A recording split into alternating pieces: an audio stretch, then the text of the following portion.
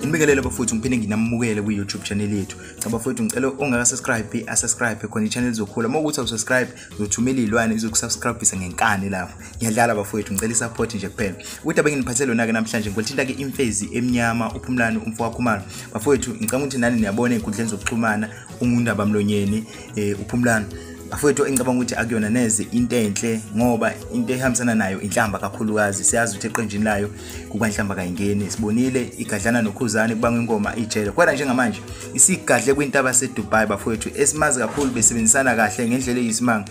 iye ekhasini layo ke la ku Facebook yafika bhala umbhalo ofundeka kanje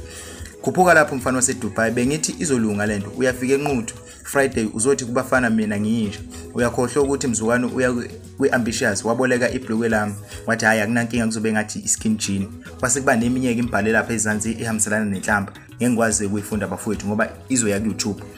emva kwalapho ke into abaseDubai nayo ayibekanga ngaphansi bafowethu yayisiya nayo ekhasini layo ku Facebook yafika yabhala athi sengikhathele inkinga abantu bacabanga ukuthi umdlalo lo inkinga yaqala mhlazane ngithola umsebenzi kwiAmbitious wabona ukuthi ngizokudlula lesi silime esitrekhisa ingane zabantu estudio kusho ukuthi bafowethu ziningi izinto ezenzeka thina singayiboni yabo mhlambe nezinto ezisazovela futhi mhlambe ngaba ama video ngoba into abaseDubai ibisisend screenshot lapho isendele khona imfezi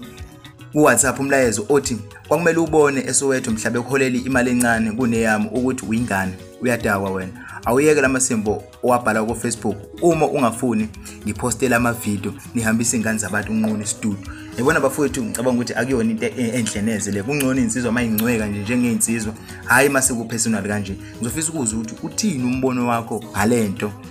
asihlanganeni ku comment section ungakhohlwa ukusubscribe ngoba ngempela kunento engizokwenza yona ngiyabonga bafowethu ngesupport